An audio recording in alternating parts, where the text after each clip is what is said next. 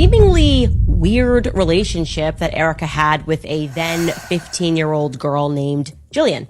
Erica was 25 years old at the time, and they developed a relationship that some people believe amounted to a type of grooming. Screenshots are all over the internet right now of her exchanging gifts and inappropriate text messages with a 15-year-old. Candace Owens is losing her shit, and her own employees are getting fired for asking questions. And she's like, you know what? You're up. And Erica Kirk was caught texting, sending creepy memes, commenting on her Instagram and her Twitter, along with setting her up with a photographer to have her pictures taken. Erica Kirk began trending after Candace Owens released what she described as receipts alleging that Erica engaged in inappropriate online interactions with 15-year-old and positioned herself within youth-focused recruitment spaces. Claims that quickly fueled widespread scrutiny. As screenshots, timelines, and archived posts circulated online, observers noted that Erica Kirk stopped directly addressing the allegations and soon announced overseas recruitment trips in Europe, prompting speculation from critics that she was avoiding the controversy. The situation, as framed by Owens, centers on a young woman named Jillian, whom Owens says came forward with first-hand claims, insisting this time the details are specific, documented, and not exaggerated, an assertion that has intensified debate and kept the story in the spotlight. 2013, and therefore Erica has just completed her year as Miss Arizona, and she's 25 years old at the time, Erica is. And now you're going to learn how she met Jillian. In 2013, after completing her term as Miss Arizona, Erica Kirk was 25 years old when she first connected with Jillian, who was 15 at the time of their interactions. The age gap and timing have become central to the scrutiny surrounding how the two met, with critics emphasizing the difference in maturity and status during that period as they revisit the circumstances of those early communications. On the evening of September 15, 2013, Joshua Harrelson and Erica met a 15-year-old girl named Jillian Falcon. And I know this because Jillian tweeted about it. At first, Jillian's post read like typical teen admiration, tweeting about how pretty Erica Kirk was and calling her a harmless woman crush, which on its own isn't illegal or unusual, since teenagers idolize adults all the time. The situation crossed a line, critics argue, when the adult allegedly engaged instead of shutting it down. Jillian later referenced conversations happening off Twitter, posting messages like, "Thank you, Erica, for making my whole week." Around the same time, Erica's account reportedly went private, while Jillian stayed public. An important shift suggesting the interaction moved into private messages. Screenshots circulating online allegedly show Erica saying, "Let me call you. Hold on, sweetheart. Give me a sex," followed by a correction claiming it was a typo, then adding flirtatiously, "Sex too. But not from you. I don't bat for the other team just yet." Even if one argues autocorrect, critics note that adults don't joke or flirt their way out of sexual typos with minors. A responsible response would be a brief correction and immediate disengagement. Reviewers of the timeline also point out that the exchange allegedly happened at night. Beyond that, another message attributed to Erica shows her advising Jillian to drink water, avoid alcohol, and skip salty foods so she wouldn't look bloated. Language critics associate with modeling, pageantry, and grooming-style dynamics where an adult begins positioning themselves as an authority over a minor's appearance, escalating concerns rather than easing them. People assumed that they had gone somewhere together, but no, that exchange is actually in reference to Erica then having sent this 15-year-old to have photos taken. Insane. She sent this 15-year-old to have photos taken. She's helping her because she's just so beautiful. There are also alleged messages in which Erica Kirk is said to have complimented Jillian's physical features in explicit detail, with messages reportedly describing her eyes, lips, and skin as absolutely beautiful.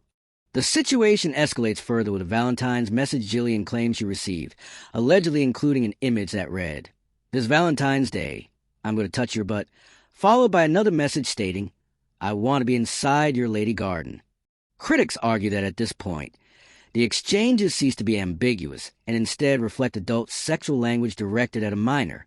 Adding to the concern, Jillian also said Erica sent her a birthday gift through the mail, a detail that many say reinforces the seriousness.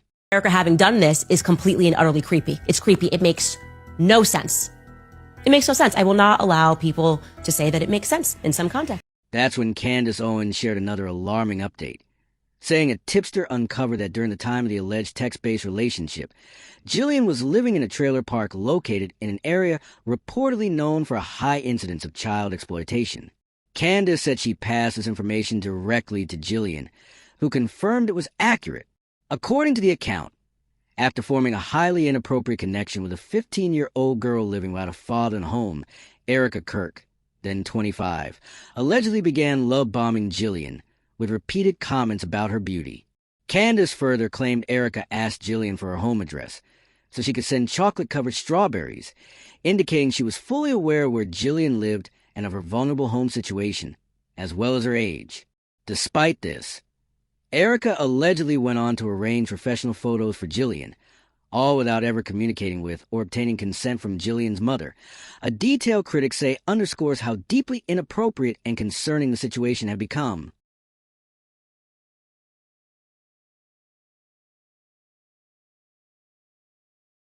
As the allegations spread, online commentators began scrutinizing Erica Kirk's background, particularly her long-standing work in environments involving youth access. Critics noted that she spent years in spaces connected to orphan and vulnerable youth overseas, while also building a career within conservative youth recruitment, campus organizing, and political pipeline programs. While most people who work with young people do so ethically, journalists have long warned that such environments can also attract bad actors, a point raised by Candace Owens, who alleged Erica developed an inappropriate closeness with a minor while holding influence inside youth-centered organizations. Some observers speculated the relationship may have involved pageantry or recruitment incentives, questioning why communication allegedly ended abruptly if the intent was mentorship. As scrutiny intensified, another detail drew attention. Erica later secured a role at the Corcoran Group, a luxury real estate firm that has previously handled properties linked to Jeffrey Epstein and Les Wexner. There are no public court records showing Erica's involvement in any criminal activity, but critics argue that even indirect proximity to such networks can shape public perception, as comparisons, strongly disputed by others, were made online to figures like Ghislaine Maxwell. Many waited for a response from Erica. Instead, reports circulated that she was traveling to Belfast and other parts of Europe for recruitment efforts tied to Turning Point USA, focusing on individuals aged 15 to 25, further fueling debate and calls for clarification.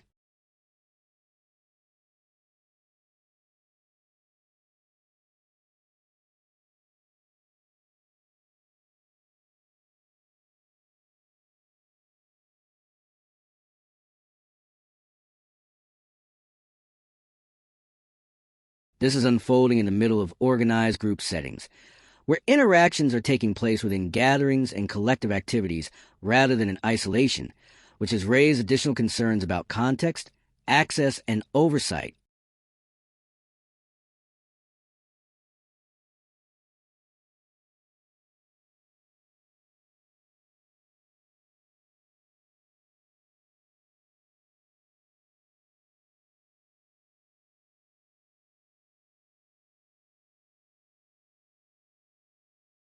And unsurprisingly, the individuals assisting her are just as controversial, with their own histories and connections adding another layer of scrutiny to an already troubling situation.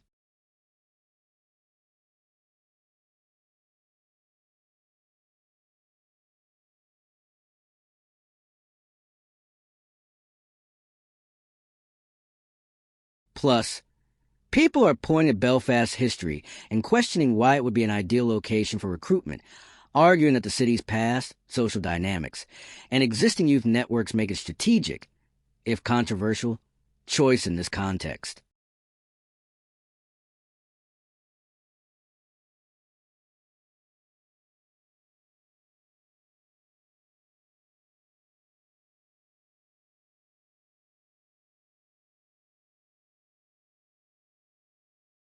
Even if those trips were scheduled months ahead of time, perception still matters.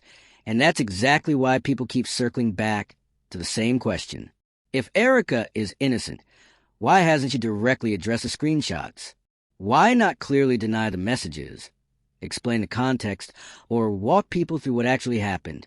The silence is what's fueling suspicion, Because when serious allegations are circulating, avoiding them only makes the unanswered questions louder.